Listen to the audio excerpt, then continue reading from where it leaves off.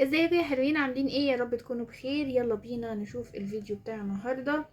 في البداية كده، اللي بيشوف الفيديو ده فدي رسالة ليك مخصوص. الرسالة دي مش صدفة، دي جايالك مخصوص في الوقت ده. انت محتاج الرسالة في الوقت ده.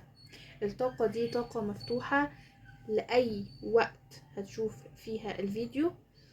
طيب قبل ما نشوف الفيديو بتاعنا كده، اللي مش عامل اشتراك في القناه ننزل تحت بسرعه نعمل اشتراك ونفعل الجرس عشان يوصلنا اشعارات بالفيديوهات وكمان اللايفات بتاعتنا، ونكتب كومنت حلو زينا، وما ننساش اللايك والشير مع اصحابنا يا حلوين. طيب عايزه اقول لكم هنا ان الفيديو ده لو ظهر لك دلوقتي فده مش صدفه خالص. الرساله دي معموله مخصوص علشانك.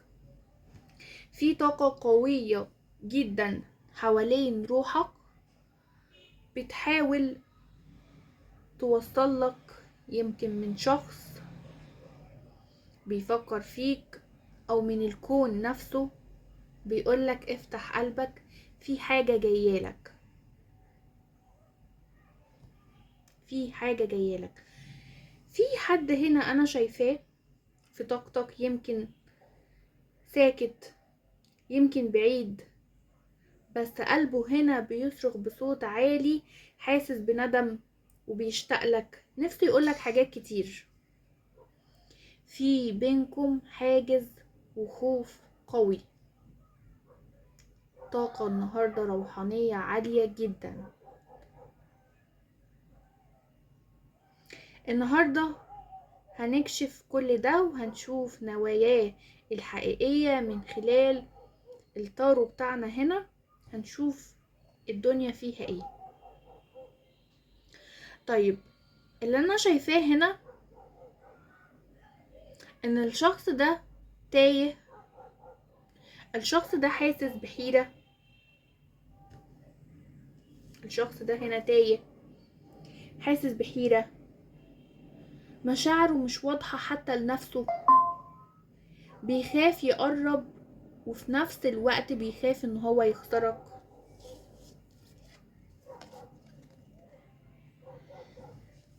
يمكن بيخبي مشاعره او بيمر يعني بظروف صعبة مش قادر يبوح بيها.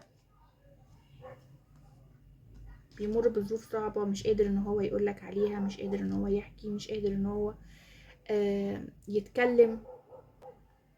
حاسس ان هو عايز يعني يفتح معاك صفحة جديدة، عايز يفتح معاك صفحة جديدة، نفسه يبعتلك رسالة او حتى يتواصل معاك بشكل بسيط، بس متردد، لسه متردد. عنده مشاعر طفولية. الشخص ده عنده مشاعر طفولية ناحية حبك، فيها براءة بس كمان فيها خوف. شايفة هنا ان في طاقة تعلق قوية جدا بينكم.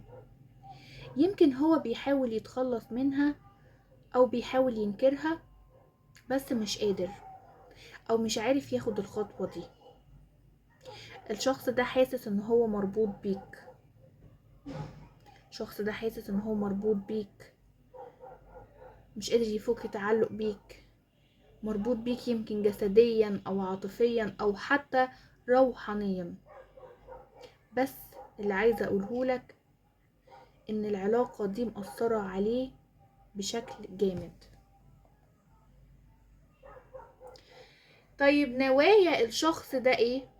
نوايا الشخص اللي في بالك، نوايا الشخص اللي في بالك ده ايه؟ هو عايز يرجع لك بس مش بيجري بسرعة، مش متسرع، بيتقدم بخطوات بطيئة.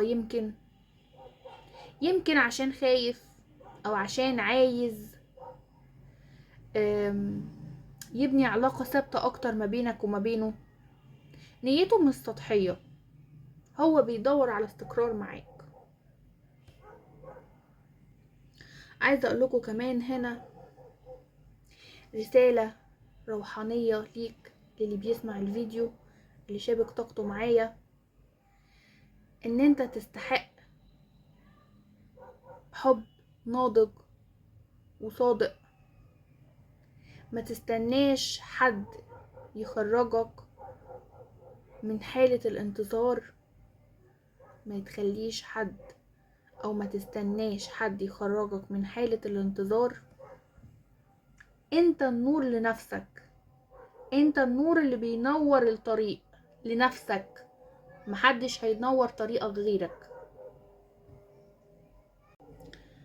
لو وصلت معايا لحد هنا فده معناه ان الرسالة دي كان لازم توصلك. الكون ما بيحطش حاجة في طريقنا من فراغ، ويمكن القراءة دي كانت هي العلامة اللي مستنيها من فترة. افتكر دايما انك تستاهل تحب صح، تستاهل تحس بالأمان، وتستاهل حد يشوفك بعيون قلبه قبل أي حاجة تانية. لو القراءة دي لمستك أو حسيت إنها ليك، سيبلي كومنت تحت وقولي حسيت بإيه.